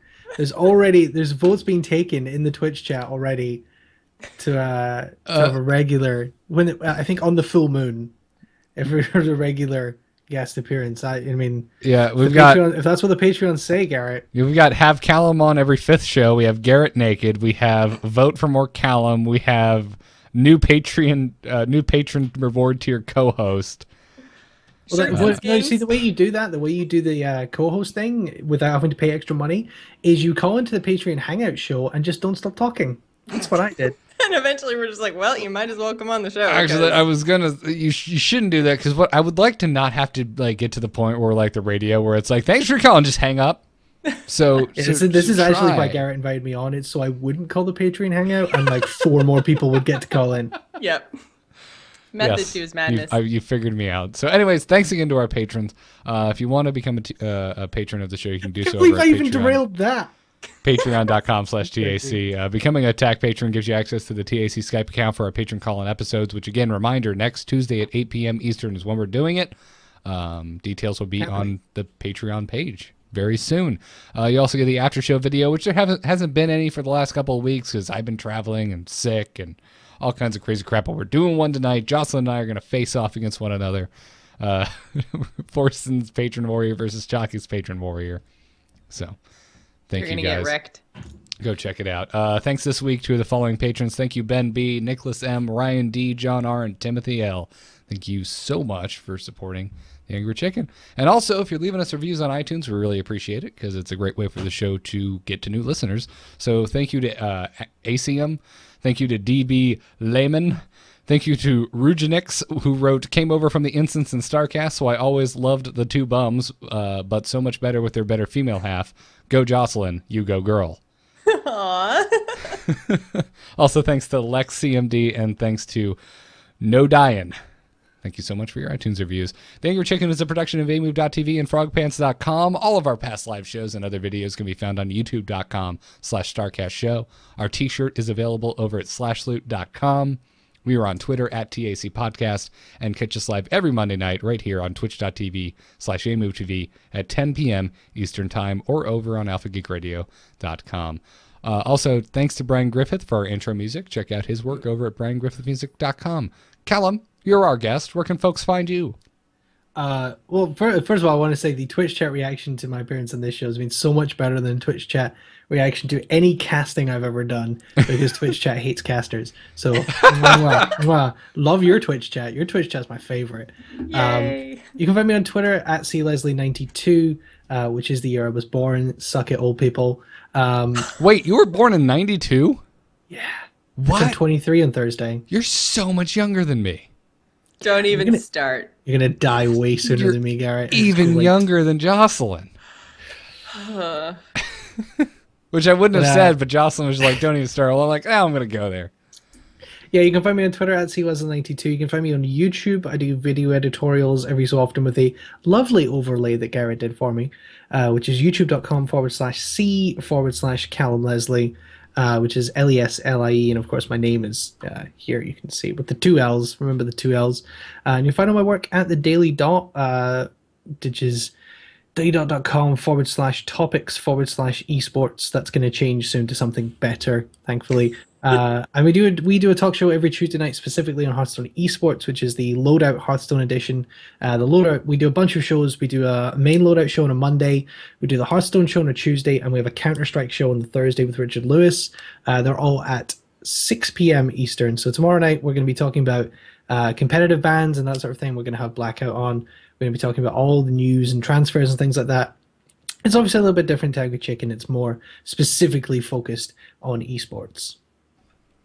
It's a good show. Folks should go check it out. And clearly, if your appearance in the show was any indication, Callum knows his stuff, people. I try. Follow him on Twitter. I don't know why you don't have more followers. Your Twitter feed is full of so much knowledge drop. It is absurd. Well, you are far too kind. I try my best. Is there a tournament going on, folks, and you're on Twitter, like seeing like each team tweet things, so you get the little storyline? You can unfollow every team out there. You can just follow Callum, and you'll just have a drip feed of every single little tidbit of information you would need about the team, the player, and the last 4 tournaments that this player played in to lead up to this, and why it's a big deal.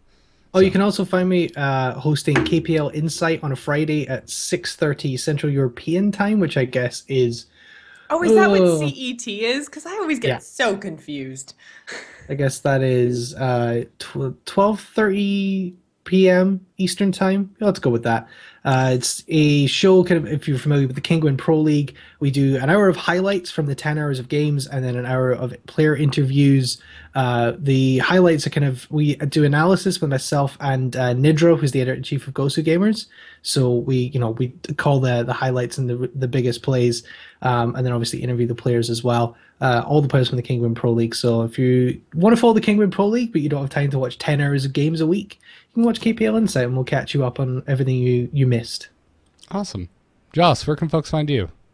Right here on AMove TV every Friday night for the Gamers In at 8:30 p.m. Eastern Time. It's just a general gaming podcast.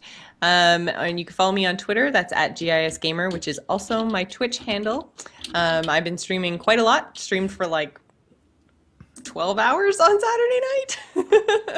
So yeah, super fun times. But yeah, usually I stream on Tuesdays, Thursdays, Fridays, and Saturdays. Awesome.